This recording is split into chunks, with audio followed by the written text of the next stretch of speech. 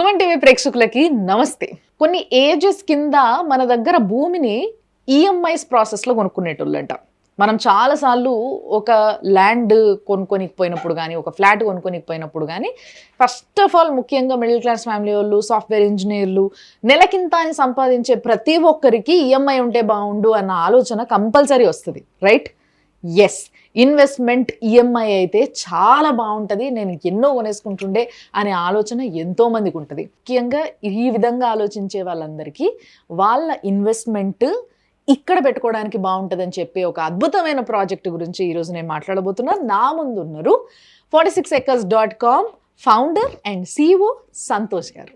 Yes, నమస్తే అండి. నమస్తే మేడం. యాక్చువల్గా నా బడ్జెట్ 50,000 అనుకోండి, ఏదైనా కొనుక్కోవడానికి, ఒక వస్తువు కావచ్చు, ఏదైనా కావచ్చు. 50,000 అయితే అది ఈఎంఐలో వస్తుంది అని అంటే నేను 150,000 పెట్టైనా ఉంటుందాన్ని, ఎందుకంటే ఈఎంఐ కాబట్టి obviously I can make money by the time. So ఈ విధంగా ఆలోచిస్తారు ఎవరైనా. సో దీనికోసము ఒక అద్భుతమైన ల్యాండ్ పైన ఇన్వెస్ట్ చేసేటప్పుడు, ఒక వస్తువు గురించి అట్లా ఆలోచించినప్పుడు, నేను ఒక ల్యాండ్ పైన ఇన్వెస్ట్ చేసేటప్పుడు రేటుతో పాటు దాని యొక్క వాల్యూ ఏ విధంగా రేపు పెరగబోతుంది, అది నా పిల్లలకి ఏ విధంగా పనికొస్తుంది అనేది ఆలోచిస్తారు. సో ఫస్ట్ లెట్స్ సే ఆ ల్యాండ్ ఎక్కడుంది, అసలు ఈఎంఐ ప్రాసెస్ అన్న ఆలోచన మీకు ఎందుకు వచ్చింది? ఇప్పుడు మనం డిస్కస్ చేసిన ప్రాజెక్ట్ పేరు మన ఊరు. ఇది మొత్తం 200 acres mega gated community DDCP approved project, RERA registered project. అన్ని డెవలప్మెంట్స్తో సహా ఇస్తాము. ఇది ఈఎంఐ ఇస్తున్నాం కదా అని చెప్పేసి ఫామ్ ల్యాండ్ 4 గీతలు గీసి రాళ్ళు వాత అమ్మే ప్లాట్ కాదు ఇది. అబ్సల్యూట్లీ అన్ని ప్రభుత్వ అనుమతులతో, అన్ని రిజిస్ట్రేషన్స్తో, అన్ని సర్టిఫికేట్స్తో, అన్ని డెవలప్మెంట్స్తో మనం ఈఎంఐ స్టార్ట్ అయిన మొదటి నుంచి ఈఎంఐ కట్టేంత వరకు మనం ఆ సైట్ డెవలప్మెంట్స్ చూసుకుంటూ మనం పేమెంట్ చేసుకోవచ్చు. సో DTCP అంటే మీకు తెలుసు 100% డెవలప్మెంట్ చేయాల్సిందే. కొంత ల్యాండ్ కూడా మార్టిగేజ్ చేస్తాం, అది రిలీజ్ చేయాలంటే మనం డెవలప్మెంట్ చేయాల్సిందే. సో ఈ విధంగా అన్ని డెవలప్మెంట్స్ తో, అన్ని పర్మిషన్స్ తో 200 ఎకరాల మెగా గేటెడ్ కమ్యూనిటీ ప్రాజెక్ట్ లో phase 1 మనం మొత్తం అవుట్లెట్ అమ్మేసినాము 50 ఎకరాలు. phase 2 కూడా 50 ఎకరాలు అమ్మేసినాము, మార్టిగేజ్ కూడా రిలీజ్ అయింది.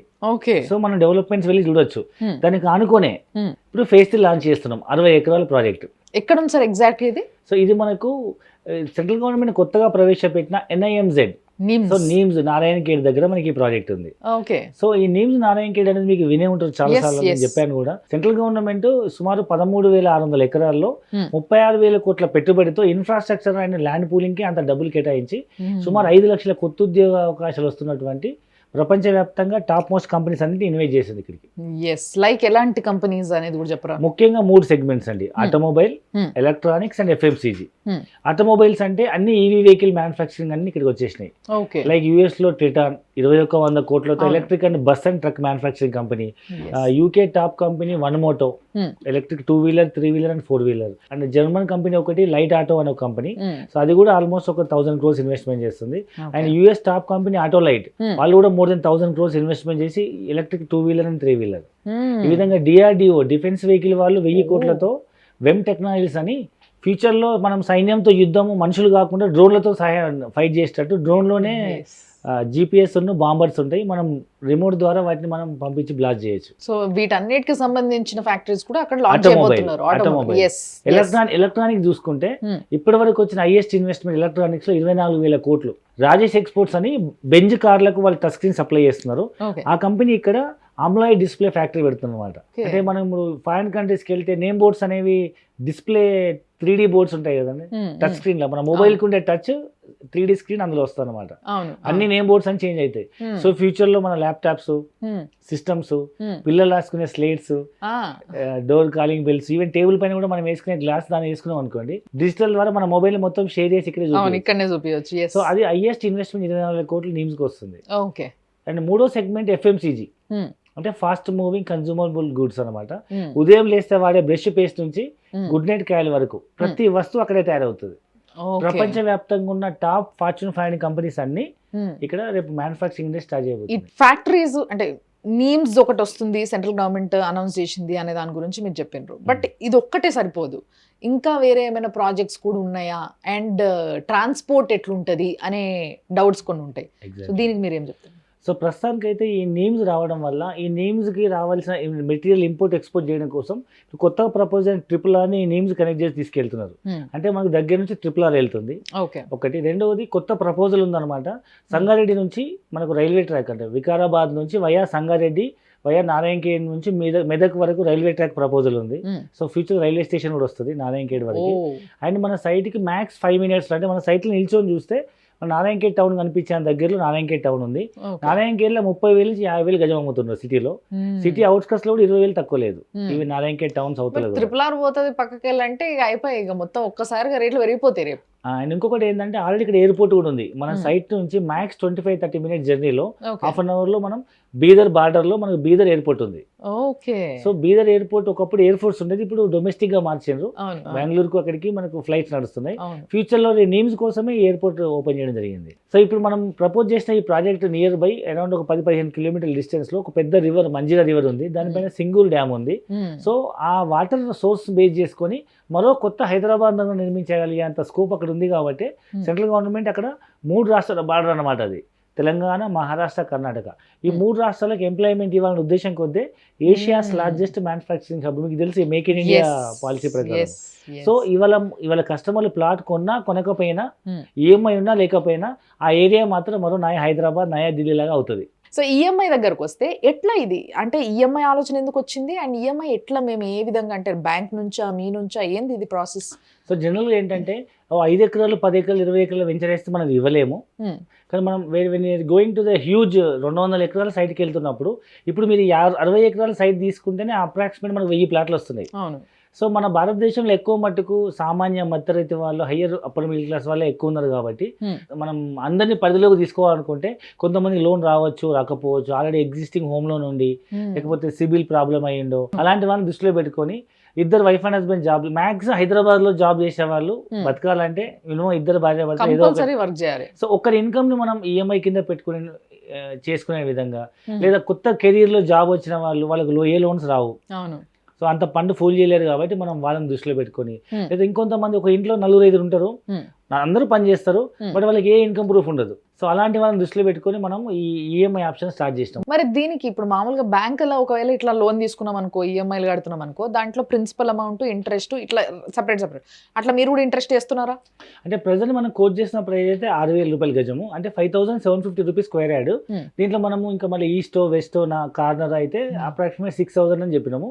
యాక్చువల్ ప్రైస్ అయితే 5,750. ఓకే.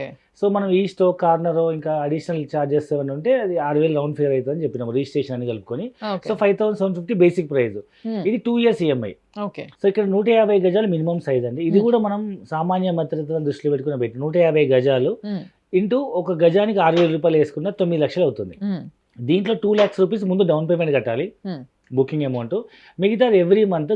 సో గజానికి 200 రూపాయలు చొప్పున, 150 గజాలకు నెలకి 30,000 రూపాయలు చొప్పున 24 months అనమాట. 2 years లో మిగతా డబ్బులు కట్టేసుకోవచ్చు. ఓకే. సో ఎవ్రీ 6 months ఒకసారి బుల్లెట్ ఈఎంఐ ఉంటుంది. అది ఒక వెళ్తే కట్టచ్చు. ఎండ్ ఆఫ్ ద డే మొత్తం పేమెంట్ అయిపోయే లోపల బ్యాలెన్స్ అమౌంట్ కట్టి రీషేర్ చేసుకోవచ్చు. సో ఈ విధంగా మనకు డౌన్ పేమెంట్ 2 lakhs, మిగతాది ఈక్వలెంటెడ్ ఈఎంఐలో 2 years లో కట్టుకోవచ్చు. ఇప్పుడు చాలా మందికి మీరు చెప్పిన ప్రాసెస్ విన్న తర్వాత అరే అయితే మనం హ్యాపీగా కొనుక్కోవచ్చు అనే ఒక హోప్ వస్తుంది.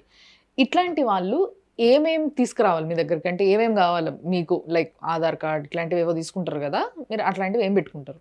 సో జనరల్గా మనం ప్రతి అప్లికేషన్కి మనం ఆధార్ కార్డ్ తీసుకుంటాము, పాన్ కార్డ్ తీసుకుంటాము, అండ్ మనం ఒక అగ్రిమెంట్ తీసుకుంటాము. లైక్ బుకింగ్ అమౌంట్ మీద అలాట్మెంట్ ఇస్తాము. అదే ప్లాట్ మనము ఒక ఈఎంఐ బుక్ ఇస్తాము. దాని మీద మనం ఎవ్రీ మంత్ మా కలెక్షన్ బాయ్స్ వస్తారు. అండ్ వాళ్ళే కలెక్షన్ గురించి కస్టమర్ బాధపడాల్సిన అవసరం లేదు. ఒక పర్టికులర్ డేట్కి చిట్టి కలెక్షన్ ఎట్లా వస్తారో అట్లా every month they will come to customer home. And వాళ్ళు చెప్పిన టైంకి వచ్చి కలెక్ట్ చేసుకుని రిసిప్ట్ ఇచ్చేసి వాళ్ళ బుక్లో ఎంట్రీ చేసిపోతారు. సో ఇప్పుడు రిజిస్ట్రేషన్ అనేది కంప్లీట్ గా మొత్తం పే చేసిన తర్వాతనే అవుతుందా సార్, లేకపోతే ఏమన్నా ముందు చేస్తారా? మొత్తం కంప్లీట్ అయిపోయినాక రిజిస్ట్రేషన్ అవుతుంది. కానీ మనం అప్పుడు ప్రైస్ మారినా మనం ఈ ప్రైస్కే ఇస్తాం. ఫర్ ఎగ్జాంపుల్ ఇప్పుడున్న మార్కెట్ కండిషన్ ప్రకారం మనం 6,000 అమ్ముతున్నాం గజము. రేపు 2 సంవత్సరాల తర్వాత 6,000 ఉంటుందని రూల్ ఏం లేదు కదా. రియల్ ఎస్టేట్ అంటేనే పెరుగుతుంది. అది మా దగ్గర ఉన్న పెరుగుతుంది, మీ దగ్గర ఉన్న పెరుగుతుంది. సో ఈ 6,000 ఏమో డబుల్ అయ్యే అవకాశం ఉండొచ్చు, అట్లీస్ట్ 50% అన్నా పెరిగి 9,000 10,000 అయ్యే అవకాశం కూడా ఉండొచ్చు. ఫిర్బీ మనం 6,000 గజంతోనే రిజిస్ట్రేషన్ చేస్తాం. ఫైనల్లీ మీరు ఎంత టీవీలో కనిపించి చెప్పినా గానీ మాకేంది సార్ గ్యారంటీ మీకు సగం పైసలు కట్టిన తర్వాత మీరు ఎక్కడికైనా దొరకకుండా పోతే ఎట్లా? ఎందుకంటే ఇట్లాంటి మాఫియా చాలా జరుగుతుంది బయట. మీరు ఎట్లా అని నేను అంటలే, బట్ చూసే వాళ్ళకి వచ్చే డౌట్స్ ఇవి కాబట్టి నేను అడుగుతున్నా. సో ఈ సగం కట్టిన తర్వాత మీరు రిజిస్ట్రేషన్ చేసుకోవాలనుకున్నా అప్పుడు 1 year EMI ఆప్షన్ కూడా ఉంది. ఓకే, 1 year మీరు కట్టి మిగతా 1 year బ్యాలెన్స్ కూడా కట్టండి, దానికి అప్పుడు రిజిస్ట్రేషన్ చేసేస్తాము. సో అప్పుడు మీకు ఇంట్రెస్ట్ రేట్ కూడా తగ్గుతుంది. ఇప్పుడు మనం అమ్ముతుంది 5,750 కదా, 5,000 రూపీస్కి రిజిస్ట్రేషన్ చేస్తాం 1 year EMI అయితే. ఓకే, లేదు అట్లా కాదు నేను మొత్తం అవుట్లెట్ పేమెంట్ చేస్తా, లేదా నాకు బయట హోమ్ లోన్ వస్తుంది, లేదా బయట ఒక ప్లాట్ లోన్ తీసుకుంటా, హోమ్ లోన్ టాప్అప్ తీసుకుంటా, కార్ లోన్ టాప్అప్ తీసుకుంటా, లేదా పాత హోమ్ లోన్ మీద మార్టిగేజ్ లోన్ తీసుకుంటా, లేదా మా బంగారం బ్యాంక్లో పెట్టి తీసుకుంటా అనే వాళ్ళకి మనం అవుట్లెట్ పేమెంట్ 4,250కే ఇస్తున్నాం. 2 years EMI అయితే 5,750, 1 year EMI అయితే 5,000, ఒకవేళ అవుట్లెట్ పేమెంట్ అయితే 4,250కే ఇస్తున్నాం. So they can choose that ఏది ఆప్షన్. నచ్చితే ఆ ఆప్షన్ వాళ్ళు చూస్ చేసుకోవచ్చు. వెరీ నైస్ సార్, నిజంగా చాలా మంచిది. అండ్ మీరు అన్నట్టుగా ప్రతి ఒక్కరికి ఒక ఆశ ఉంటుంది, కొనుక్కోవాలి, ఇన్వెస్ట్ చేయాలి, ఎక్కడో ఒక దగ్గర జాగ్ కొని ఉండాలి. ఇప్పుడు ఎంతమంది జోకులు చేసుకుంటారు ఇట్లా, దోస్తులు అందరూ కలిసి, అరే మా అయ్య అప్పుడే ఆడ కొని ఉంటేలే ల్యాండ్ మస్తు వాల్యూ అయిపోయింది, ఒక ఎకరం ఆడ కొని పడేసి ఉంటే బాగుండు ఊరవతల అనుకోకుండా అని చెప్పి చాలా మంది మాట్లాడుకుంటారు. సో అదే మళ్ళా జరిగే అవకాశం చాలా ఉంది. కాబట్టి ఇలాంటి ఏరియాస్లో ముఖ్యంగా ఫ్యూచర్లో బాగా డెవలప్ అవ్వబోతున్న ఏరియాస్లో కొనుక్కోవాలి అన్న ఆలోచన ఇప్పుడు అందరిలో వచ్చింది. కాబట్టి అది ఎవరైనా కానీ, ఇందాక సార్ మీరు చెప్పిన ఎగ్జాంపుల్ నాకు బాగా నచ్చింది. వాచ్మెన్గా వర్క్ చేస్తున్న వ్యక్తి కూడా ఈరోజు బాగా అంటే సంపాదిస్తున్నారు, బాగా పైసలు ఉంటున్నాయి వాళ్ళ దగ్గర. సో వాళ్ళు కూడా నారాజ్ కాకుండా ఒక మంచి ప్రాజెక్ట్ అంటే ఇదే మన ఊరు అనే ప్రాజెక్ట్ చాలా అద్భుతమైన ప్రాజెక్ట్ అన్న విషయం నాకు అర్థమైంది. Thank you so much for this. Thanks a lot. Thank you.